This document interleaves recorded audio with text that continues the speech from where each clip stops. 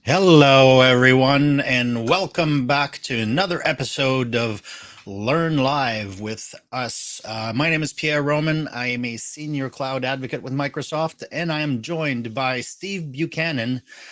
Hey Is it everyone, Steve Principal Buchanan here. PM?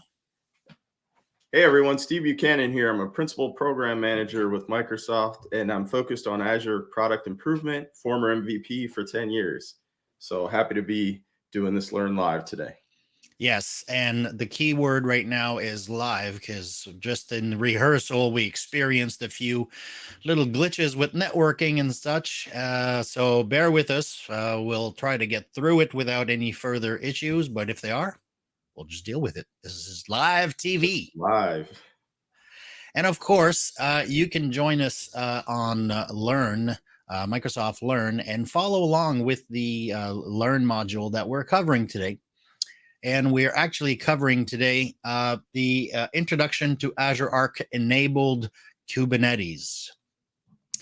Steve, are you an expert in Kubernetes? Because I'm an operations person. I know how to manage it and how to deploy it, but not how to actually work with it. I'm not a deep Kubernetes person. Arc, I can talk about.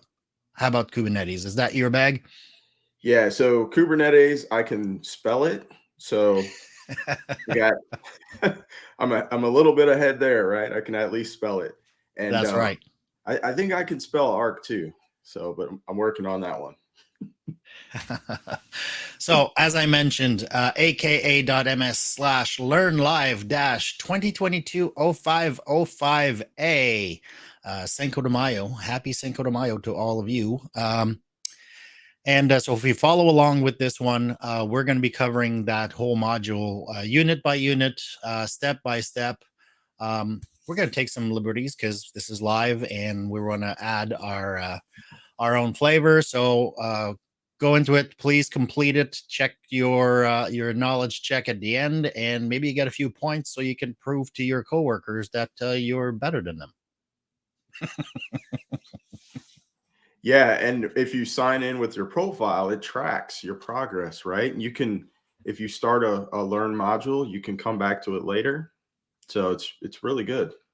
All right. So what are we going to cover today? Today we're going to cover, first of all, we're going to describe Kubernetes, Azure Arc, and Azure Arc Enabled Clusters. We're going to connect the Kubernetes cluster to our Azure Arc infrastructure. We're going to manage the Arc Enabled Kubernetes cluster by using GitOps, and you're going to run us through this. And we are going to integrate Azure Arc Kubernetes with other services, which is the beauty of Arc, and we'll get through that in a little bit. But before we go, I want to say thank you to Dwight, which is our producer. If you have any issues, just put it in a chat and Dwight will take care of you. If you have any questions, please feel free to ask throughout this session. If we can get to those questions, we will. That's the beauty of live. You have questions, put it in. Dwight will feed it to us, and then we'll answer those as best we can. All right. Let's jump into the intro. Of course. There we go. So the introduction. Containerization is one of those things right now that as a big portion of the trending. So containers, Kubernetes, Docker, like any of those containerized solution helps with scale, helps with management, helps with redundancy, helps with all kinds of different things across public and private cloud.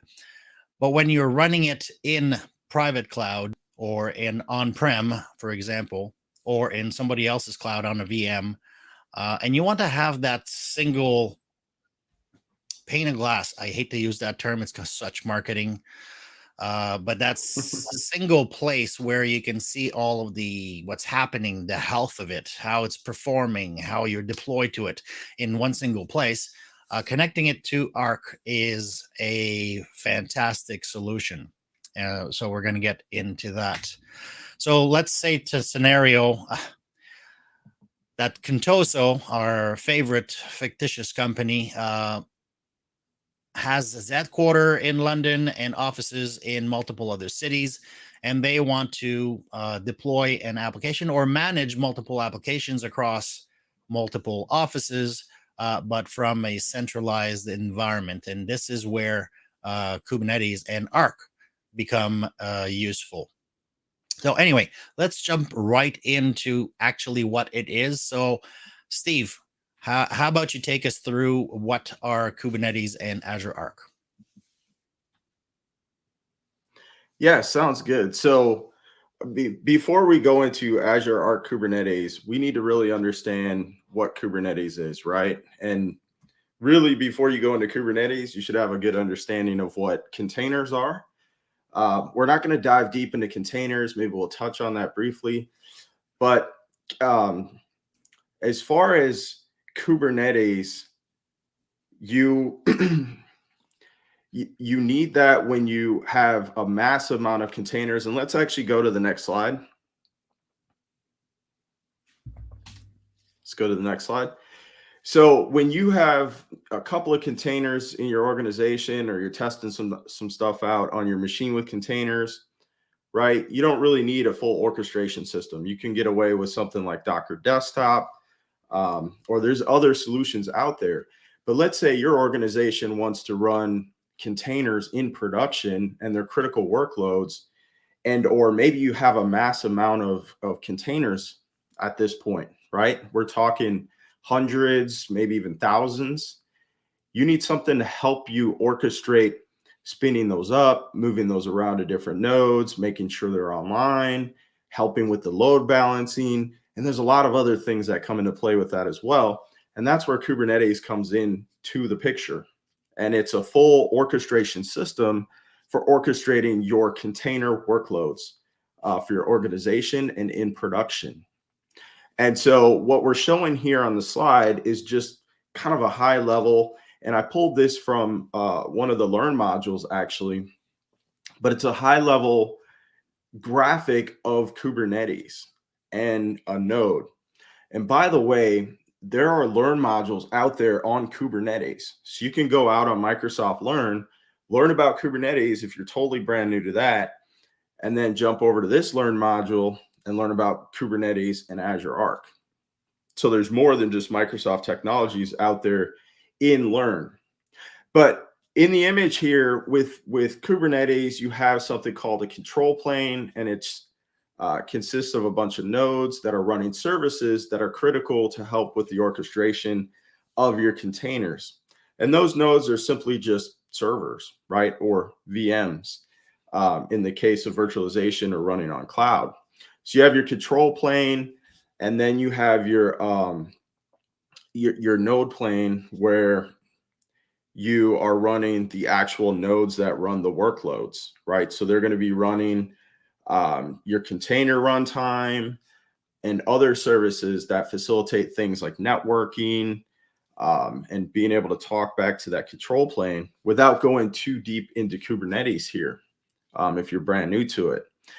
And then I have a little graphic there that shows a Kubernetes node, and it kind of breaks down what a pod is. So a pod is another concept in Kubernetes, and that's where your workload is actually running.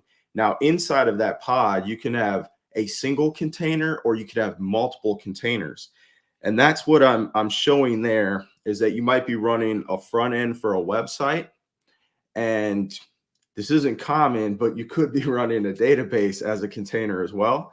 You could actually be running those in a single pod, or you could be running those across multiple pods. And so those pods are actually going to run on a node or nodes. And so if one of your nodes, which again is a server, right? If that becomes unhealthy, or you have too much on there and it's overloaded, Kubernetes is watching that from the control plane. And what it will do is actually take your workload, so your pod or pods, and it'll move it over to a healthy node. And it's going to do all that for you automatically, like in the background. And so that's part of the power of Kubernetes. Now, this is super high level. We could spend, 3 hours talking about Kubernetes, and then we'd all be confused afterwards. But it's a huge topic, right? And so with Azure Arc Enabled Kubernetes and things like AKS, we'll get into that, Azure Kubernetes Service. The idea is to try to simplify Kubernetes, make it easier to do. And so let's move to the next slide and let's talk about some of the benefits of Kubernetes. So we talked a little bit about pods. And so in Kubernetes, you have self-healing pods. So if there are problems, if there are issues, they will try to heal themselves. They'll move to other nodes. They'll like restart themselves. And you can put in other logic to try to recover from errors or issues. Yeah. Auto scaling is another big one, right? So let's say load increases on a workload and you need more pods, it will scale up for you automatically and scale down as needed. You could scale the pods, you could scale the nodes. So there's a lot of capabilities in scaling. Rolling updates, rolling them back, auto discovery of new pod deployments. And so you might have things like monitoring, and we're going to cover monitoring later. As new pods come online, you could have ancillary services kick in, right, and start to monitor. Or if you have service mesh, you can have those pods picked up and things like that. And then also load balancing. So Kubernetes comes with networking. That's a huge topic in itself. You can, when you spin up pods, you can have cloud load balancers spun up. You can have like ingresses spun up, or internal IPs, as well as DNS comes into play as well. So the Kubernetes tries to automate as much of that as possible. And, on a cloud provider, we try to make it even easier than it is generally on Kubernetes, but it's still a huge topic. So let's actually go to the next slide, if we can, Dwight. Yeah. So Azure Arc, right? Where does this come in? How does this play into the picture? So you might have Kubernetes running on-prem. You might have it running in another cloud. You might even have some Kubernetes clusters running in Azure, right? Whether you rolled your own, you deployed Kubernetes on some VMs, or maybe you're using the Azure Kubernetes service. Many organizations actually have Kubernetes and workloads spread across different environments like that. And so there's a need to be able to manage those wherever they are. And that's essentially what Azure Arc gives you. But it doesn't just give you that. It basically extends Azure's capabilities to environments that exist outside of Azure. And it extends those management capabilities that you have on Azure as well. So things like Azure Monitor, Azure Policy, as well as some of the other things like tagging, being able to put objects in resource groups. And so we get those capabilities when we extend Azure Arc to workloads that exist outside of Azure. For example, Kubernetes. Let's go to the next slide here. And so Azure Arc can extend to, on-premises, whether that's in your data center, maybe it's a colo, non-Microsoft or Microsoft clouds or non-Azure clouds, if you want to term it that way. For example, AWS and GCP.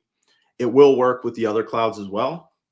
And then also Microsoft Hybrid. So if you're running Azure Stack Hub, if you're running HCI, or you're running some Edge, Azure Arc can extend there and has deep integration to help you bring some of those management capabilities and some of the Azure functionality that you may not have yet in an Azure Stack Hub or Edge, bring those to those environments, if you will. So also on this slide, you'll notice I've create and manage. So you can use Azure Arc to create too, create certain resources and even workloads. Like we're going to show you how to deploy an application on an external Kubernetes cluster. using GitOps and Azure Arc. So that'll be coming up later. Let's move to the next slide here. And so this is just kind of going back to what Pierre referenced, is that businesses and their technology landscape, they're becoming more complex, right? And more companies are running apps across environments or running workloads across environments. If you have the need to run something on premises and you can't move it to cloud for a number of different reasons, you know, you have to leave that there, maybe for compliance. It doesn't mean that you can't leverage cloud technologies on that workload, even if you have to leave it on premises. We can use Azure Arc to extend to it and bring those capabilities to those workloads. It's also, Steve, it's also a great tool to simplify your management across multiple platforms. Yeah. Because if you were doing, let's say, policies or monitoring or anything that's like operation, once your cluster is deployed and your application's been sent in. But if you're doing it on AWS, you'll have like the AWS type of tooling. And then you have the GVC type of tooling. Then you have the Azure tooling. And if you're doing it on-prem, you have a different set of tooling.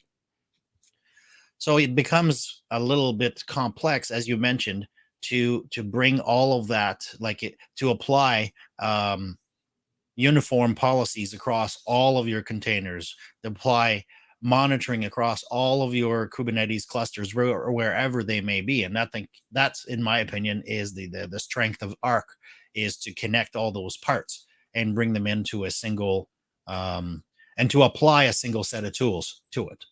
Yeah, definitely. Exactly. And, you know, if you think about it from a skills perspective, whether you're, you know, maybe an IT director or CIO, or even if you're, you know, sysadmin or DevOps person, if you're used to using the Azure tool set, the Azure management features and capabilities, and you like Azure, but you know you're going to run some workloads in other places, you can utilize Azure Arc and leverage the skills that you already have. Or if you have a team that's skilled up on Azure already, you can use Azure Arc and still run your workloads where you need to, but your team is already skilled up on Azure, so it reduces the complexity.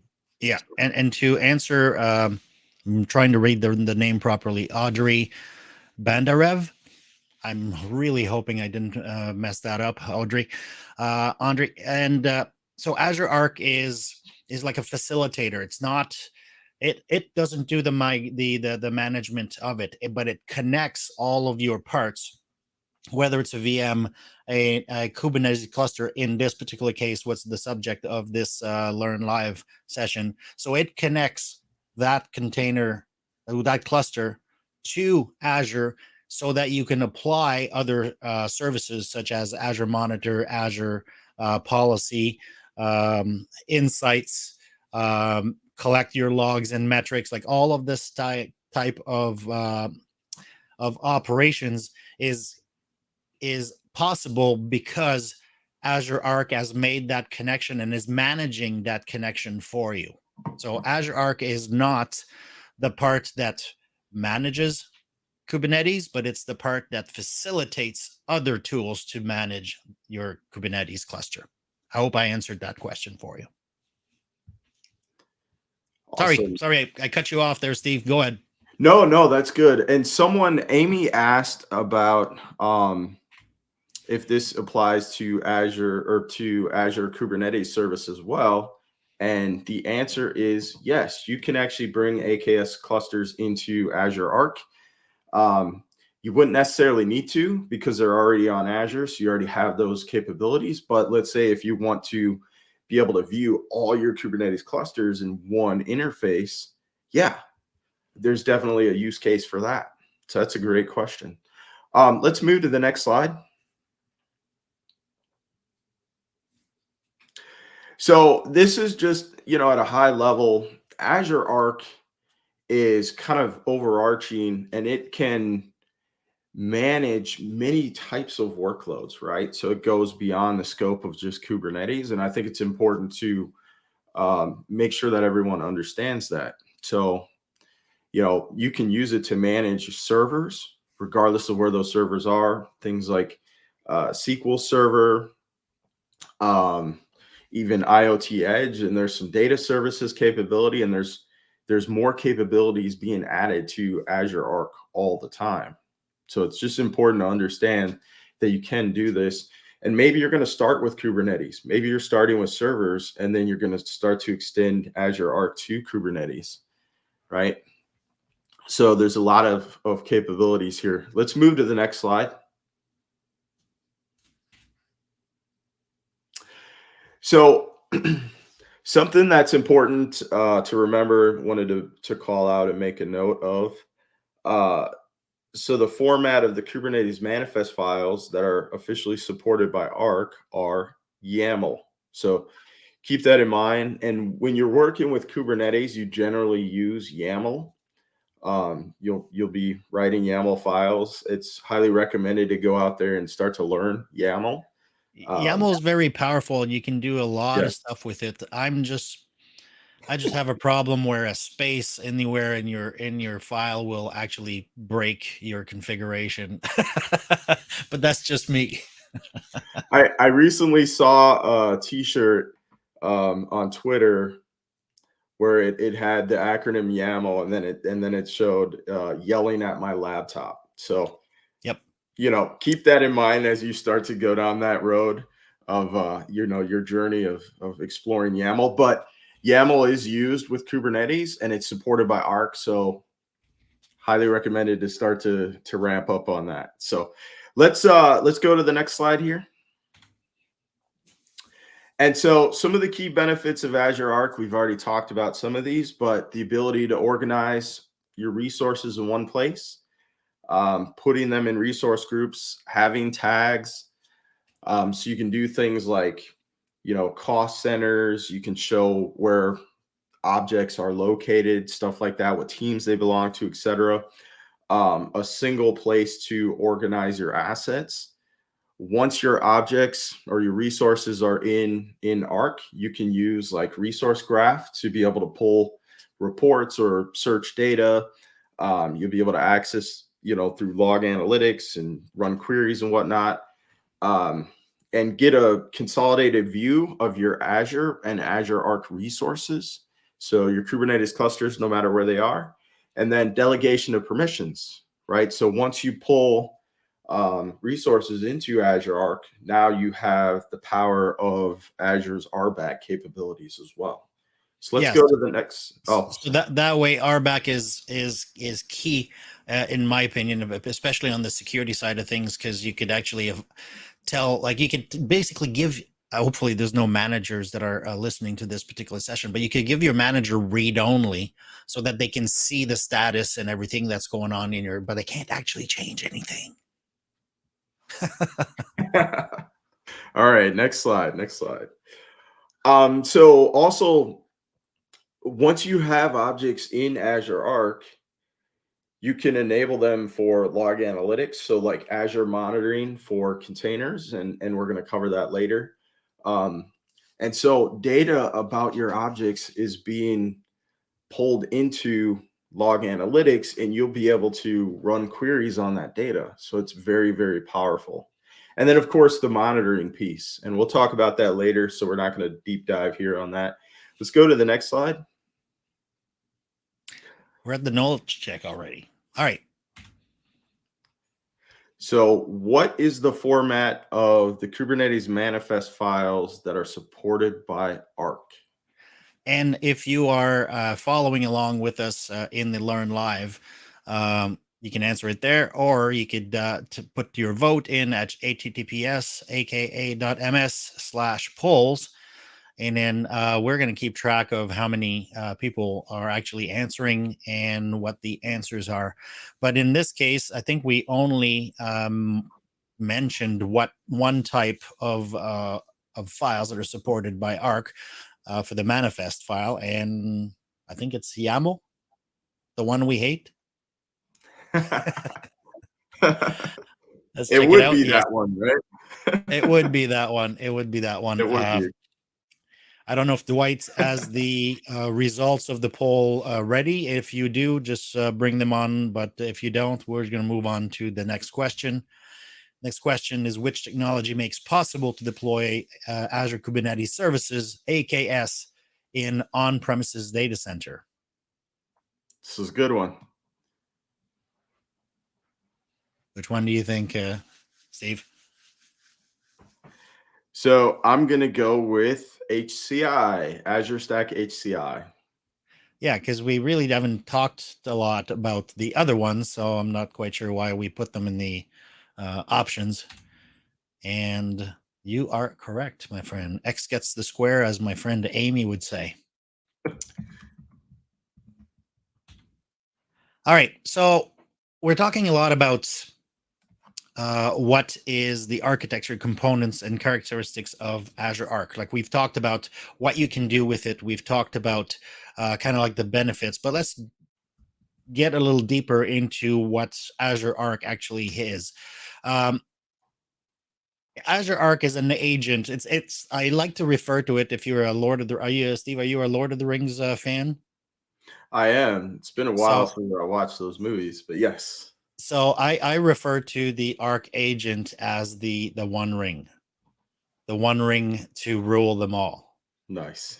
And what I mean by that is, once you've installed the Azure Arc agent on a machine and you deploy other services to it, which you could do theoretically without Arc. So you could manually figure out which agent you need to install and how to configure it for monitor, for policy, for all kinds of other services. And you could do it manually, but your management, so every time an update comes to the agent, you'd have to manually go back to all these servers and update your agent properly. But the agent on Arc will do that for you. So it's the one agent that sits there and then listens to Azure Arc, as to what configurations change. So, oh, I'm onboarding into monitoring. Let me grab that agent. Let me install it properly. And now we're going to start feeding back your data. So I call it like the one agent to rule them all.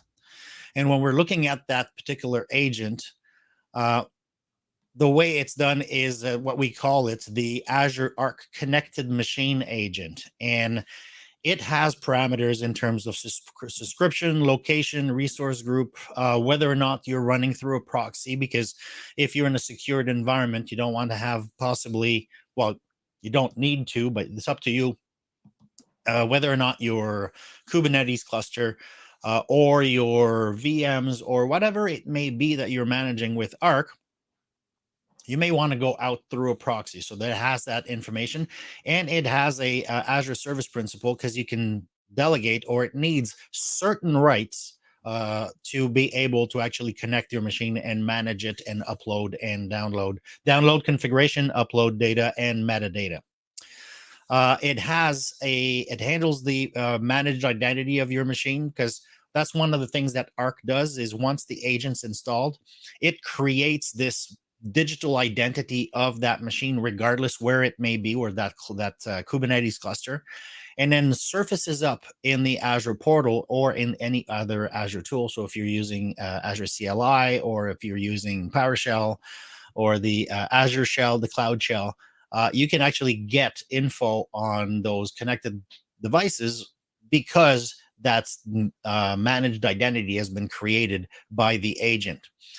It actually also uses guest configuration management to provide policy, configuration functionality, all of that to and from that VM. And it also, as I mentioned earlier, it has an extension manager to figure out which agents are needed, which need to be updated, and to manage all of that for you. And it sends that to Azure always over port 443, so HTTPS.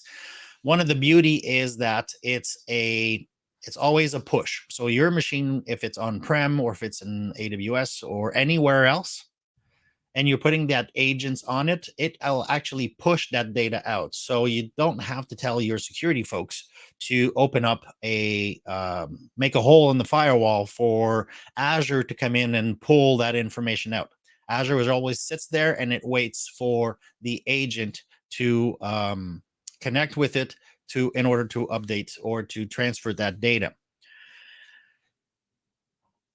That's about it for the connected agent. What you need in order to actually connect a Kubernetes service cluster or AKS or that's running either on Azure Stack HCI or on others is you need a connection to Azure.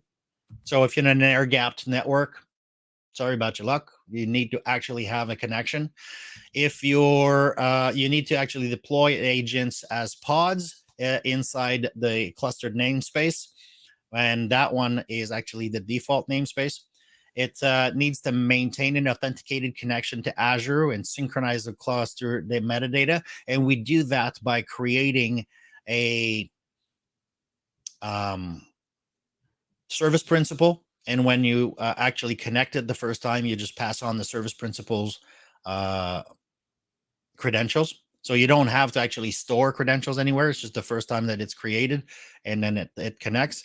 It will gather that metadata, including customer version, nodes, Azure Arc version, all of that good stuff, and then it will start orchestrating those interaction. And so if we look one quick thing to point out, you mentioned if you're in an air-gapped environment, it won't work. Absolutely true. I was speaking at a conference this week, and this question came up at the conference. So I think many people will have this question, but can you use Azure Arc over ExpressRoute or over, if like say someone has site-to-site VPN to Azure? And the answer is yes, you can. absolutely. And so I think that's important to know for those customers out there that maybe you have workloads on premises and they're private. Maybe you have that environment pretty locked down, but then you have that ExpressRoute. Yeah, you could totally use Azure Arc in that scenario.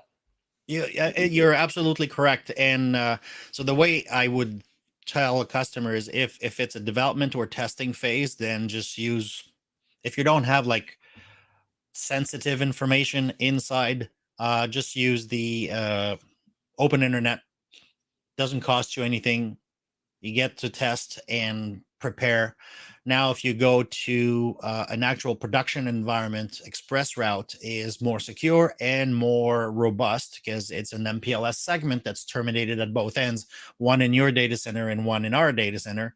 That way, you're bypassing public internet and making it a little bit robust. So that's ExpressRoute. And site-to-site VPN is kind of like the in-between.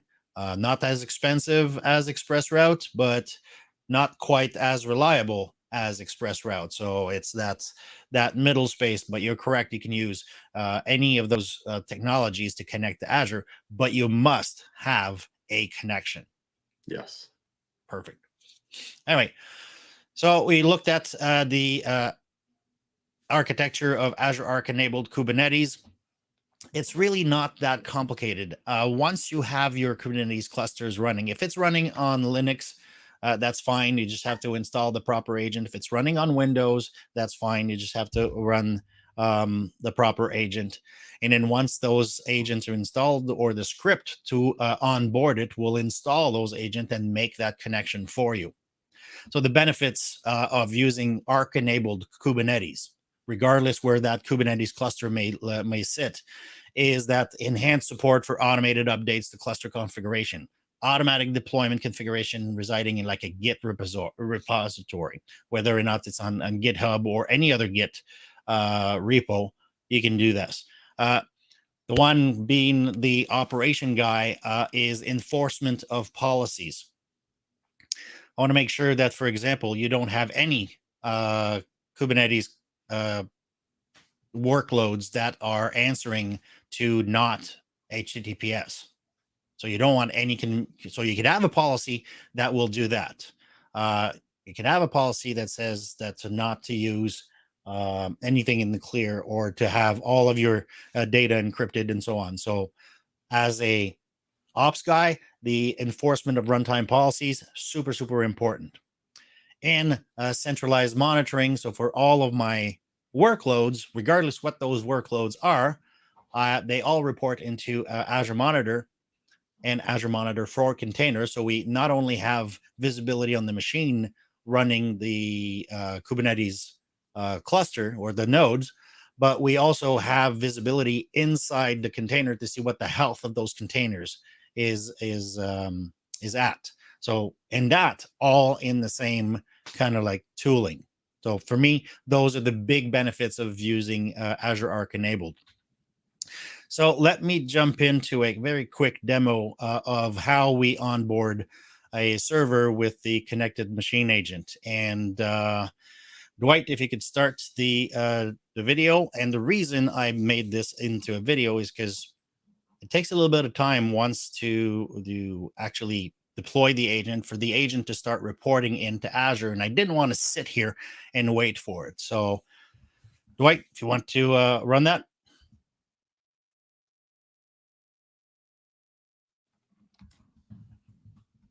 So we start from the portal, and basically in the resource group that I'm in, I just add a new resource, go to IT and management tool, select Azure Arc.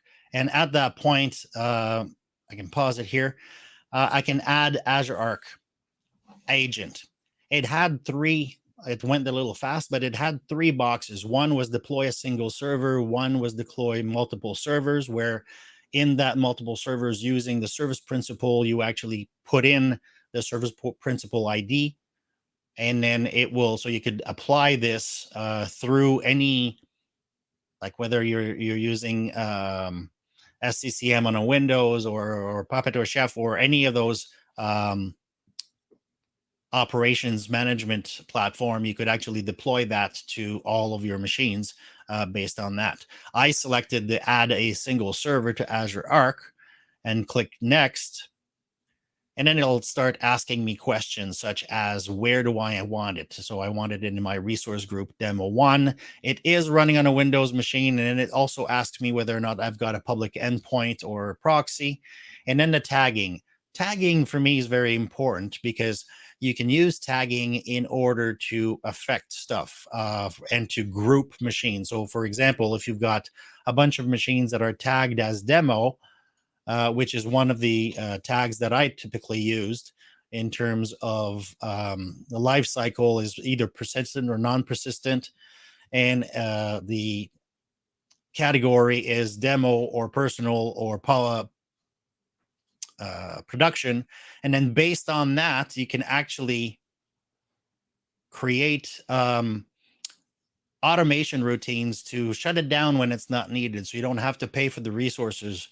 Do updates on a regular basis, of whether or not you're doing rolling updates to different data centers, so that you don't, if an update breaks, that you don't break all of your deployments. You only deploy one at a time. So those taggings is very important.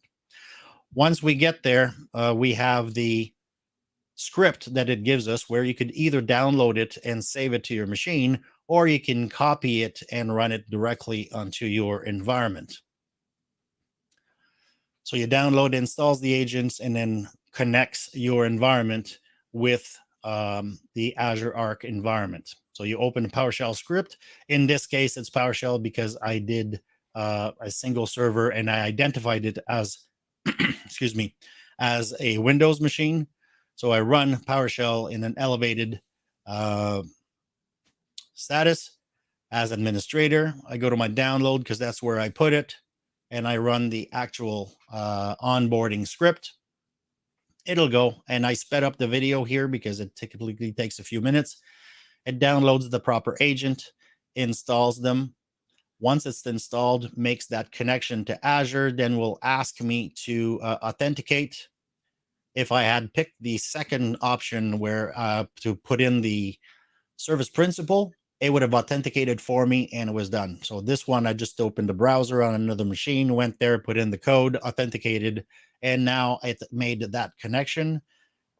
The digital identity of that server is being created in Arc, and then replies back to our environment. So if I go back to my demo resource group and refresh my environment, you'll see that I have that server 1 that is currently now there.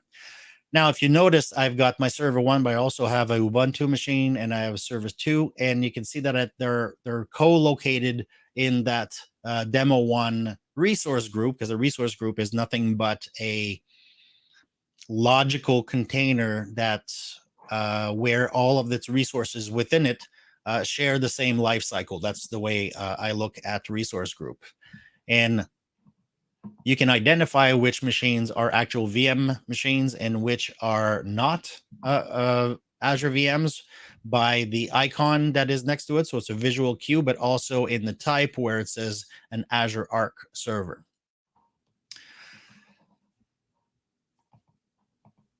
So if I jump back to my Dwight, you want to jump back to my shared desktop? Okay, so now we're live and I'm in my demo 1 environment, and I can see in my type all of my Kubernetes, which we have not onboarded yet. That's just because I've already created one for the demo that we're going to see a little later. But I have my virtual machine and I have my Azure Arc machine. So we've onboarded those machines and they're ready to go. Now, this is not yet onboarding a Kubernetes cluster into Azure Arc. Now we've actually onboarded the hardware or the VM or the host, regardless what kind of host it is, into Arc. But that host, so we want to monitor, let's say the CPU of that host. We want to monitor the storage of that host on which your Kubernetes cluster is running. It's always a great idea to monitor a machine or a workload from end to end. So we're doing it this way.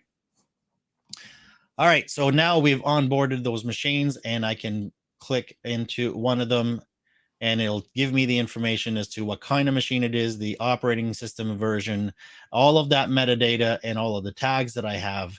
And as you can see here, I can enroll that machine into update management, into log analytics, so to collect logs and metrics, monitoring insight policies, change and inventory tracking, because change tracking is very important. Because when something goes wrong and you ask somebody, hey, what happened? What's the answer, Steve? I don't know. I don't know. I didn't touch it. I have no idea what happened. I don't know what happened. I didn't touch it. I didn't touch it. I didn't touch it. So with those types of services, such as change tracking and inventory, you can actually figure out through auditing what happened. You could see that Steve modified the registry and everything blew up, right? Or you edited the YAML file and put a space into it and broke it. Yep. All right, let's go back to the slides. Make sure I'm at the right spot. Now we can demo. We've done our demo.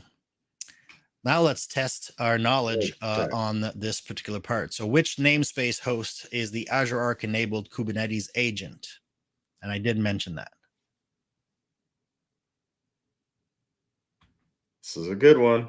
Is the Azure Arc. Actually, I misspoke because I did say it was the default one. The default one is there, but the agent itself creates its own namespace and creates a, like on Hyper-V, for example, it'll create a VM where it lives and then inserts it into Kubernetes. My mistake.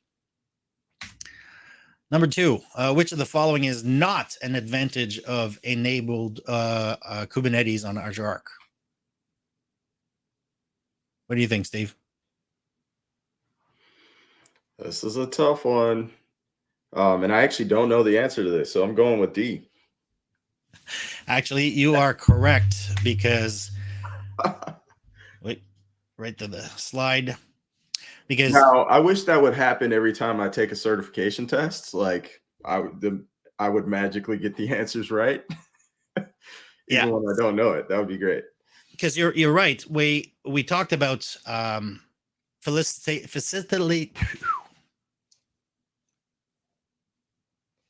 facilitating deployment of workload through GitHub or other repos.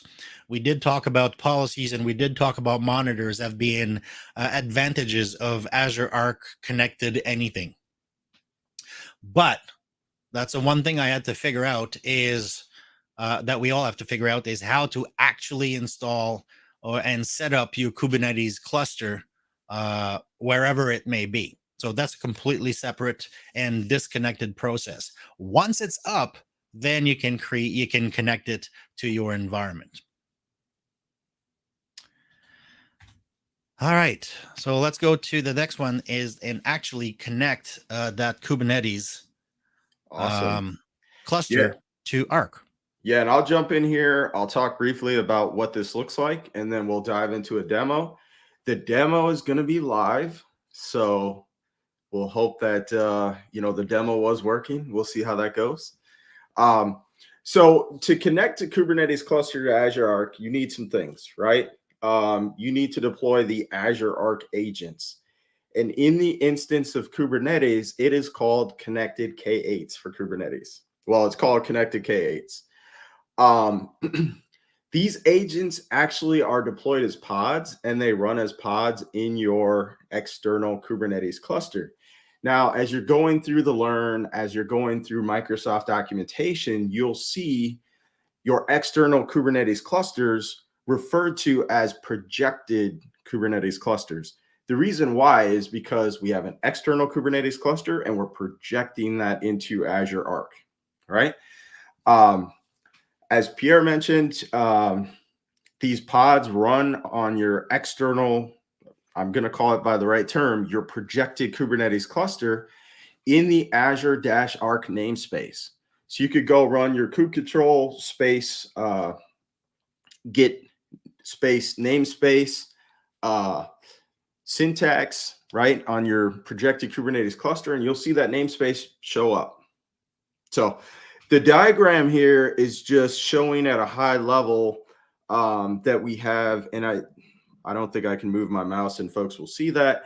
But if you look on the far right, you'll see your projected Kubernetes cluster, and then you'll see, your firewall as a customer, right, in between your on-prem and Azure. And you can see how the traffic flows, and you can see also that there's a heartbeat that flows back to Azure Arc to tell Azure Arc that your Kubernetes clusters are still alive. And also that's where it's sending that data, like the metadata about your Kubernetes cluster, up to Arc so that you can see information about your Kubernetes clusters in Azure in Arc. Let's go to the next slide here.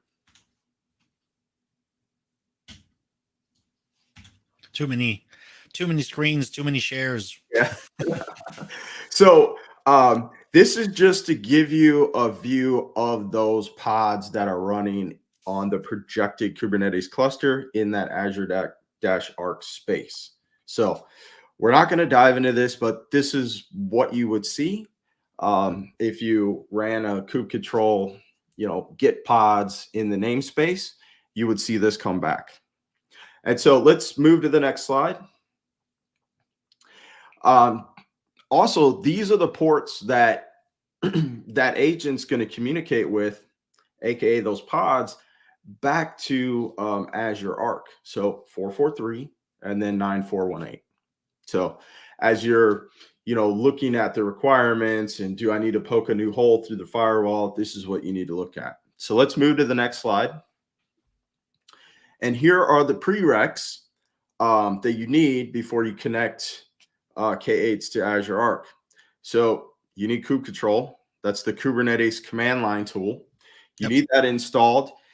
If you're running this, if you're going to connect your Kubernetes cluster from your local machine, you need kube control installed.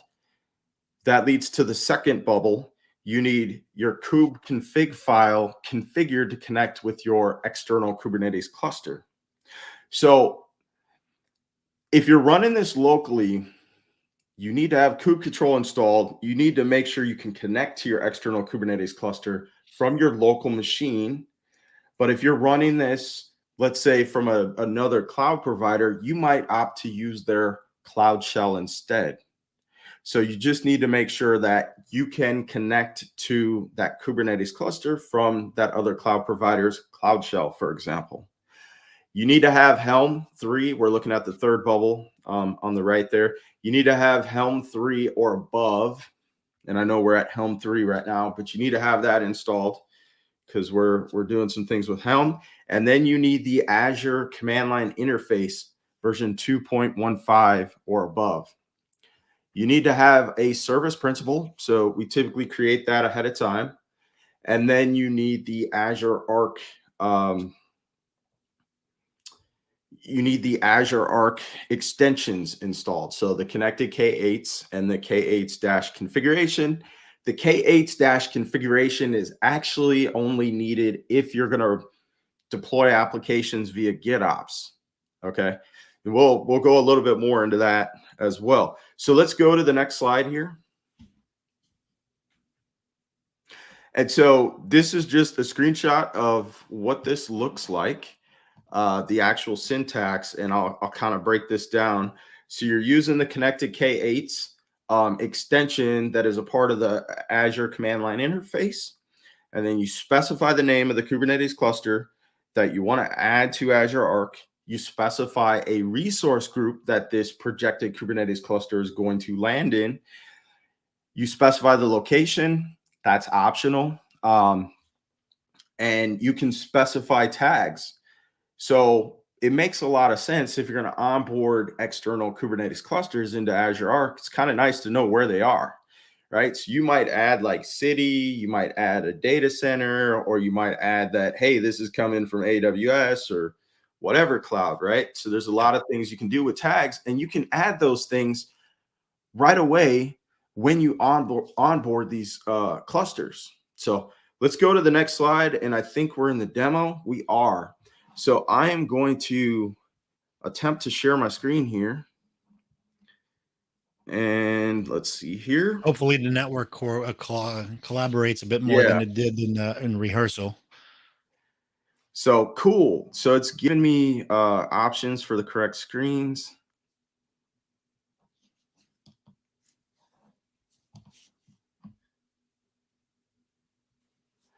So I think I'll see that when it pops up here, and then we'll get going with the demo. There we go. Hey, look at that. And it's showing the right thing. Awesome. I love it when technology works, and I love it when bandwidth is good. I feel like that should be on a t-shirt or something. Okay, so let's actually jump over into Azure. So we're in Azure. We're in one of my subscriptions, and we are looking at Azure Arc. We don't have any Kubernetes clusters in there, right? So it's completely blank. But this is where they're going to land. So I'm just going to partly walk through the process here. And then I'm actually going to jump over to Google Cloud Platform. And I have a script that I got from the Azure Arc Jumpstart. Really great resource. We'll talk about that. And that script has it has part of the code that you will see in here, but it has some other things too, and I'll point those out. So let's go. So you could come into the Azure portal, you could click on Add Kubernetes Cluster, and then you would click on, well, you need to read the information here, just kind of make sure you're having all the prereqs done and taken care of, and then you would go to your cluster details. All right, so you'd pick the right subscription. You could create a resource group here, or you could pick an existing one if that's where your cluster is going to land, and then you just give it a name. Let's just pick a generic resource group just so we can move to the next one. If your cluster is behind a proxy server, then you click next. You would have more fields that will populate, and you would need to know this information, right? And so that is an option. If you are behind a proxy server, you could go ahead and still onboard to Azure Arc.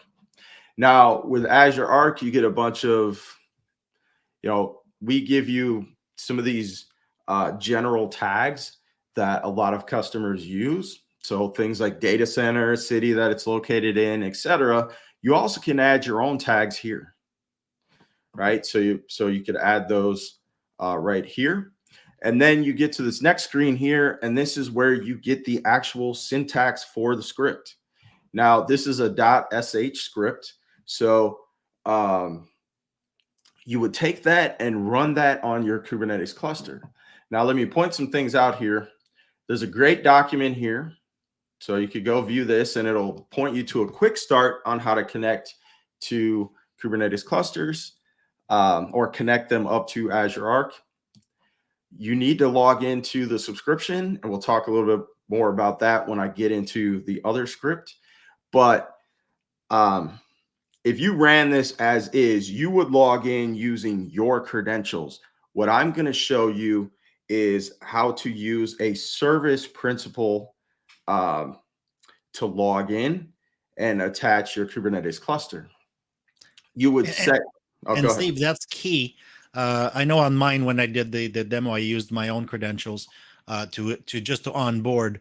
But when you're doing it through a service principal, you can, like, my credentials have contributor access to my subscription.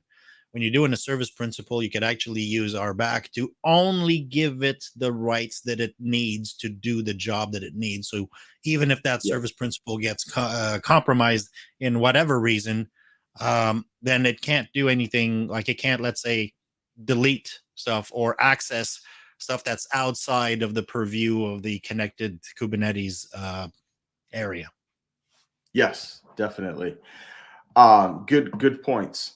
And then you have the actual syntax for your connected K8s extension here. And this is what's actually connecting to your Kubernetes. This is what's actually connecting your Kubernetes cluster to Azure Arc. So we're specifying the name, the resource group, right? The location, just like I talked about in the previous slide before the demo. Now, the connected K8s or AZ connected K8s, there is a document out there on that on Microsoft Docs, and you can go look at all the options that are available. So if you wanted to do scripting, you have other needs that go beyond what's here or what I'm going to show you, totally available. So then you could download this or copy it into a file. The other thing I want to point out, you can get the PowerShell code too if you just switch between Bash and PowerShell. So it gives you the option to download a .ps1.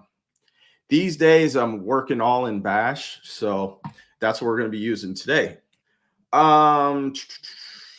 This down here is just reminding you, you got to run this on your external Kubernetes cluster, and then make sure you have connectivity, and make sure you have Helm, and you can check the namespace.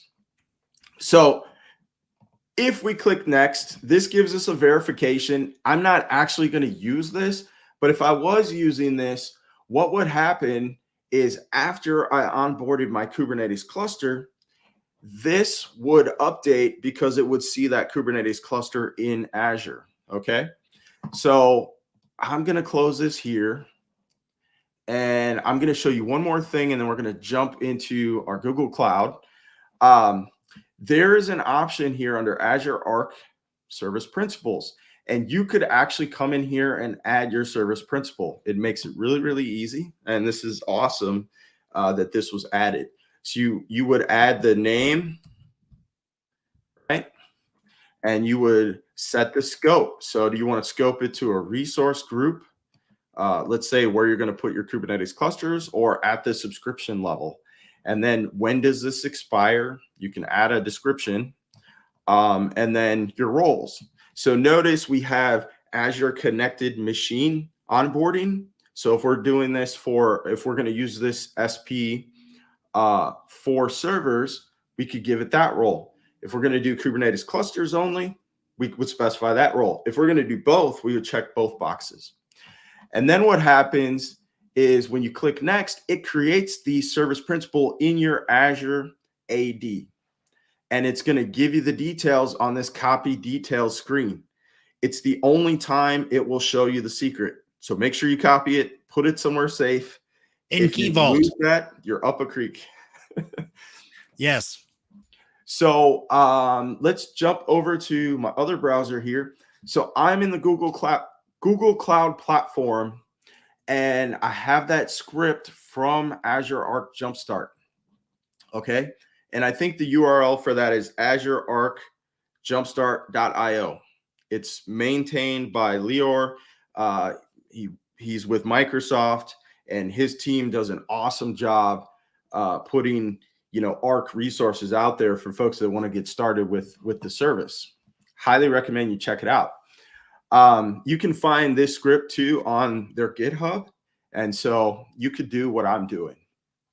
And so in here, you can see several things. So I'm setting variables at the beginning, like what my principal ID is, what the secret is. And by the way, we've limited the roles. So we've done that intentionally to make sure that that service principal can't do anything else in our subscription. Just create objects in Azure Arc. That's it. The other thing is there was a question that came in. Can Azure Arc manage OpenShift? Absolutely, yes. So you can actually use Azure Arc to manage OpenShift Kubernetes clusters. You can also use it to manage Kubernetes clusters from like Rancher's K3s. And so, yeah, you can extend it to other Kubernetes clusters. Let's see here. So back to the demo. So I'm specifying location. I'm specifying a resource group here, and I'm actually going to create the resource group as a part of this script. I'm specifying my cluster name. I'm installing Helm here.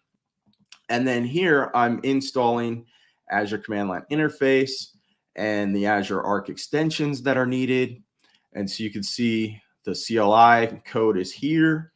You could see the Azure Arc extensions code is here. And then I am logging in from this Cloud Shell, and let me actually just run this now because it does take a little bit, and then I'll continue walking you through the code. And I should still be connected to my Kubernetes cluster here. So this is going to log me into Azure using that service principal, right, that I've created. And I did that ahead of this event, right? So I already made sure that stuff was there. It's using the secret. It's pointing at the right tenant so it knows where we're going. And then it's creating that resource group for me because we need somewhere to land the Kubernetes cluster. And then down here is where we're running our connected K8s extension. So again, we're pulling from my variables that I set in the beginning of the script, and it's just pulling all those things in. And then I'm setting a tag. So what project does this belong to? And it's an Arc GKE demo.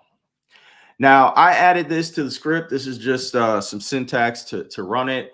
And also when this is done, you could run this kube control syntax here just to verify that the Azure Arc pods, which are the agents, are actually running and are healthy on your cluster. So this is running through, and let's pop back and forth. Actually, it's logging in. It just logged in. It just created the resource group. So we'll go look for that resource group. And now it's actually connecting to Azure Arc. Now, before we go over there, so just to show you, this is our Kubernetes cluster running on GKE over in Google Cloud Platform. And that's what we're adding to Azure Arc. So let's go back over here. And it takes a little while, so be patient. This would probably be a good time for you to, go get a cup of coffee. Yeah, grab something to drink, come back 10 minutes later, just go take a break, right? It's good to get a break. So you can see that it already added that cluster object into my Azure Arc. So this wasn't here before, right? You could see that it created that resource group. And so if we click here, we're probably not going to see the properties yet. It's still running, so it takes a little while. Once this was done, it will actually populate, you know, where the Kubernetes cluster is, what platform is it's running on. It's actually really, really cool. And it should finish here pretty quick. Other things I want to show you here. Let's actually click into this. So it's important to note that if you've worked with AKS in the portal, you'll notice you've seen this, that there are Kubernetes resources right in the portal. Really amazing, because you can go look at your pods and look at your workloads, look at your services, your ingress, kind of see if the networking is working, your storage. And so you can do that with projected Kubernetes clusters as well. Now, you have to add the Kubernetes cluster here. And then after you add it, you have to give Azure permissions on that projected Kubernetes cluster so that it will project those resources into Azure Arc. But it's pretty awesome. We're not going to show that today because we don't have time here for that. But the other thing I want to call out is you have these settings down here for your Azure Arc projected Kubernetes clusters, GitOps. We're going to show this later. This is where you would actually add a GitOps configuration to deploy an application to your Kubernetes cluster. You have Open Service Mesh, which is a service mesh from Microsoft that's built and maintained by us, that you can run in your Kubernetes cluster. Here are your policies, right? You can add other extensions, and then here's your monitoring. Now, keep in mind with monitoring, and I'm not sure, I don't remember if we'll have time to show that as a demo here today, but you also have to go through an onboarding process for the monitoring. Yeah, we'll cover that. And you can actually, there's a script out there on the Azure Arc Jumpstart to simplify that onboarding. So now you can see that our Kubernetes version was populated, right? So this came in. Let's check our script. It's probably done, or it's getting close. But you can see that the version popped in that wasn't there before. And if we come back over here, we'll see if this is populating now. And it is. So it just takes a little bit, but it comes in. So the really cool thing is that you could see the distribution. So let's say if I added a Kubernetes cluster from AWS, it would show that right here. If I added this from on-prem or somewhere else, it's going to show something different. The infrastructure is GCP, so it picked that up. It shows you the agent of Arc that's running and our Kubernetes version. So this helps just to kind of keep track of, where our clusters are running as they're running in different environments. So that brings me to the end of this demo. Just wanted to show you the process, show you the script there, and then also show you what this looks like when it's running, when it's connected to Azure Arc. Right. So let's jump back to the slides here. And we have about 22 minutes to keep going. So let's jump right into the next section, which is now that we've onboarded that Kubernetes cluster, now that it's now a Arc enabled Kubernetes cluster, because we love to add more complexity to the names. What do you do with it? So in our case, I mentioned before that I loved Azure Policy as an ops person in order to be able to define enforcement and compliance of either built-in or custom policies. So we have a bunch of them that are built in, but you can very easily build your own policies. And those policies are based, are maintained, actually. Let me see if I can get to the next slide. Yeah. So they're checked. Wait a minute.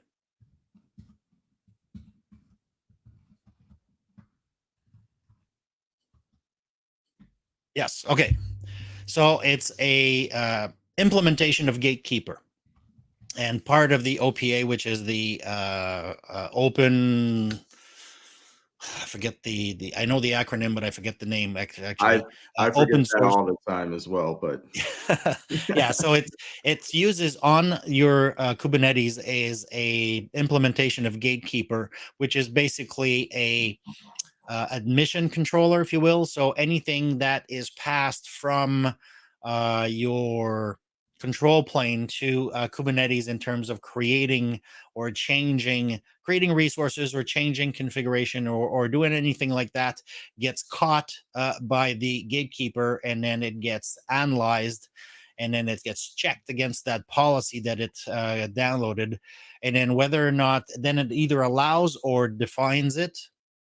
uh, Thank you. Open Policy Agent Gatekeeper. Thank you. OPA. Where it's checks that and then either allows or denies it, and then it logs it. Remember when I saw we were talking about auditing and what happened? I don't know. Didn't touch it. We know you touched it then. So policies for Kubernetes very, very important. And I'm going quickly here because we're a little behind schedule, and I want to make sure that we cover everything. So how do you actually implement Azure policies for Kubernetes? And of course, everything we're going to show you today, I'm going to do it in the portal, but you can absolutely do this in Azure CLI, in PowerShell, or whatever is your preferred management method, command line or graphical. So in order to implement this, you need a few things. You need to have your Kubernetes clusters connected, which Stephen just walked us through. So we have the machine that is like on my case, because I'm running on-prem, my machine is connected to Azure Arc, and my Kubernetes cluster that's sitting on that machine is also connected to Azure Arc. In Steve's case, for his demo, that Kubernetes cluster is running in GCP, is now connected to our Azure Arc. So you need to have that. You have to understand the policy language for Kubernetes, and I'm not going to deal into that because we can spend the next 6 hours going through how to define policies and the JSON files, that what is allowed, not allowed, and the remediation process, because policies can have, they could be in auditing mode where they will just tell you that you're out of policy, and they can be in what's the word I'm looking for? I'm having a brain fart here. In corrective mode, if you will. Is it remediation? Remediation, thank you. Remediation mode, where if it finds that it's out of property, will actually kick it back to property. If you're applying a policy for the first time, I would highly suggest you don't put it in remediation mode. If it's the first time, like, run your policy, see what's not compliant, look to see whether or not there's a reason it's not compliant. Maybe it's by design or on purpose. Figure that out before you turn it on, because you might end up breaking something the first time. Once you've done everything, then you can put it into remediation mode, so that if somebody changes that policy, that configuration further down, then it'll be kicked back into policy.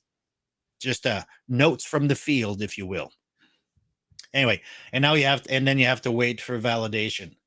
There are a number of built-in, and this little table here is just like a smidgen of the policies that we have there. So you not allow privileged containers in Kubernetes, enforce HTTPS ingress in Kubernetes, enforce internal load balancer, all these types of policies that you can define. Those are actually defined for you, that what we call the built-in. And it's just, now that they're built in, the only thing you need to do is actually apply that policy to our Kubernetes. So let's go right into my environment. Actually, I do have a video on how we onboard that. No, that's for monitoring. That's for later. So I've already created, go to my resource group, demo 1, and I've onboarded my Kubernetes cluster, and I've done it the same way that Steve did his. So let's go apply my Kubernetes cluster. So I have my home server here. I'm going to just click on it. I get all of the information, as I mentioned, the distribution, because I'm running this on a Windows server, so Minikube. Infrastructure generic, because it's just a box sitting under my desk right now. It's literally sitting under my desk. So when we say that you can manage machines, pardon me? Don't kick it. No, I make sure my feet are far away from it. That's when we say that you can manage a Kubernetes cluster anywhere, regardless where it may be. Well, that's behind a residential DSL connection to the internet, and I can still manage it. We've got the Kubernetes resource, which I have not configured yet because I didn't put the admin token, the service account token in there. But let's go straight to policies. With the, I wanted to mention that because the Learn module is in process of being updated. So, because since it was written, they've updated the agent. So when you deploy connected K8s, it actually deploys the policy agent at the same time now. So the Learn module actually takes you through the steps to deploy it manually. You don't no longer have to do this once you've connected it using the connected a K8's agent or process.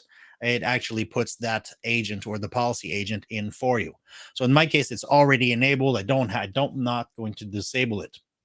Now I could go to Azure Policy itself. So Azure Policy for my environment, for all the definition types, which could be initiatives or policies, whether or not all compliance states for my environment. And I can see that I've got some that are out of compliance, but let's assign a new policy to my environment. So my scope, of course, is demo 1, because that's where my environment is. Exclusion, I'm not going to exclude anything, but if you had development Kubernetes cluster, you may want to exclude them from the policy. Not necessarily in an ops fashion, not necessarily the greatest thing to do, because then you can't rely to it worked on my machine. So develop in the same environment that you would be in production. That's a good idea. And then we just go policy definition.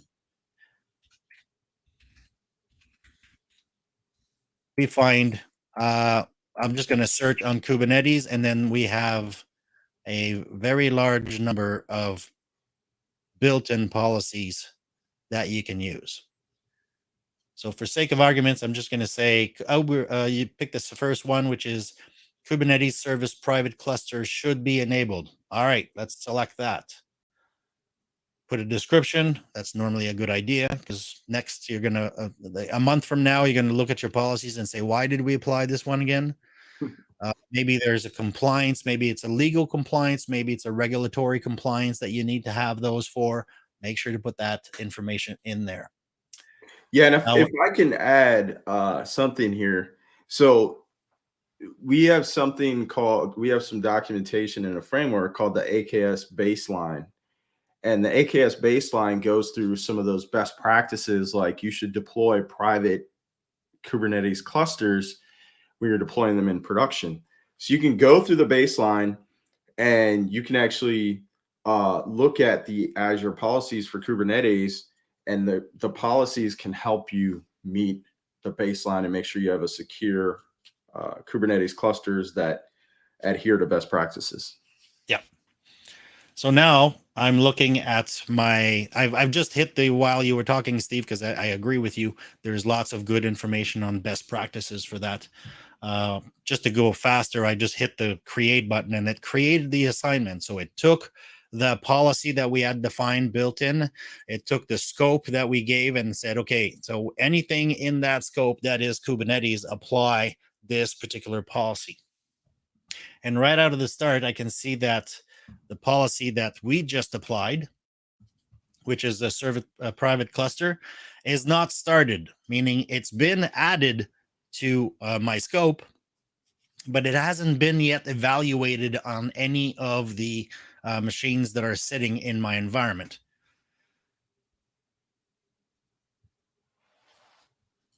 This is the one that I gave yesterday that I as a test, because I wanted to make sure that we could get valid information to show you. Is a Kubernetes cluster should be accessible only over HTTPS. So I deployed that policy. It started it. It evaluated. So the agent that's running in my Azure-Arc namespace on my cluster itself, and the OPA gatekeeper process picked up that policy, checked the configuration of my clusters, and sent back my status. And on this one, you can see that home server is actually compliant. You could have details, which is basically going to tell you that, yep, it's configured properly. But if I had 50 different machines, it would give you your resource by compliance if you were 50%, 60%, and you could then act on those 50% or 10% or whatever it may be field where you have different not capabilities, but different results from your compliance. So lesson learned here, if you want 100% compliance, only have one cluster. Okay, right? I'm in the demo environment machine, and I only have so many PCs under my desk. All right, so we have deployed and assigned a policy to our Kubernetes cluster. And as you can see, once it's onboarded, once we've done the steps that Steve walked us through to onboard that machine, now at that point, it's no longer about Kubernetes, it's about which service we can apply. So let's look at the knowledge check. And of course, you can vote and follow along. So which Kubernetes components is used to implement Azure policies for Kubernetes agent? I mentioned that it was Gatekeeper, but Gatekeeper is what? Do you have any guesses? No, it's not a service. It's an admission controller. So as I mentioned, it's looking at all of the requests for a configuration change or deployment, and as an admission controller decides whether or not it will allow it to go in or not. Next one, which is the following type of Kubernetes that lacks support by Azure Policy? Let me go with D. Yes, that's correct. OpenShift is the one that right now at this point lacks the support of Azure Policy. We are building that muscle.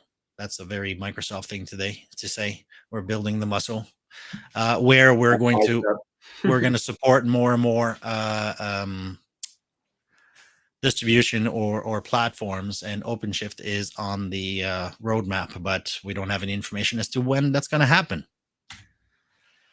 Now that we've done, we got Plier policy, Steve, quickly you're going to run us through the GitOps. Yeah, so GitOps is a huge topic. We'll run through this really quickly. Recommend you go do some reading on this after this in the Learn module and out. So GitOps is an operating model pattern. It's for cloud native applications and Kubernetes clusters. Basically stores your application and declarative infrastructure code in Git, and that becomes the source of truth. Let's go to the next slide. And so GitOps has some principles that need to be followed. And these are those principles. Pretty straightforward. There's a central organization behind GitOps that decides on these and, updates these. So any GitOps tool or any service, whether it's Azure or other non-Azure services, if they're, saying they do GitOps, look for these principles. So let's move to the next slide here.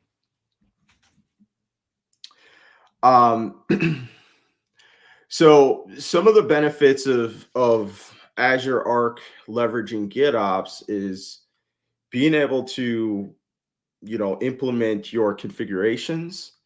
So basically being able to implement GitOps on your Kubernetes clusters through Azure Arc. And let's go to the next slide here. And so really it touches on two areas. So being able to apply your configuration of your Kubernetes clusters and being able to deploy apps for your Kubernetes clusters. So your configuration would be things like, ingress controllers, making sure certain namespaces are there. If you had, secrets that need to be on the Kubernetes clusters or config maps, things like that. Deployment of apps is just like it says, right? It's deploying your application to Kubernetes clusters, and that's deploying pods. And whether you're using Customize or Helm charts, GitOps can handle those things, and you can bring that into Azure Arc, or it's integrated into Azure Arc. So let's go to the next slide. So I wasn't trying to give this away on the previous slides. So there's actually many tools out there for GitOps, and these are called GitOps operators. Okay. The one that's used with Azure Arc as of right now is called Flux. And we're not going to dive deeper into this, but you can use Argo CD, which is probably the number 2 with your Kubernetes clusters, even if you're using Azure Arc. So I don't want that misconception to be out there that if you're using Azure Arc Enabled Kubernetes, you can't use a different GitOps operator. But it does use Flux, and Flux is built right into Azure Arc Enabled Kubernetes, right in the Azure portal. Let's go to the next slide. And let's just build this out. I don't think we have much time to really go through this, but Azure Arc K8 leverages Flux as its GitOps operator. It was built by Weaveworks. Basically, in the portal, you put in your configuration, you point it to your Git repository, and you click create, and Azure Arc will deploy the Flux pods on your Kubernetes cluster and other pods that are needed to facilitate pulling from your Git repository and deploying the application on your Kubernetes cluster. Let's go to the next slide here. I'm moving through it quickly because we're almost out of time here. So we're actually, I already covered this. Let's go to the next slide here. We're at the end of this particular unit, so it's very quick to say that the way you can, by using Elm charts and Flux operator, you can basically use any Git repo in order to automate the deployment of your workloads into a Arc enabled Kubernetes. If we want to jump into the right one, I'm going to skip the knowledge check. I encourage you to do it at home, and I'm going to go right into the next one because we're going to get cut off here on Learn TV pretty soon.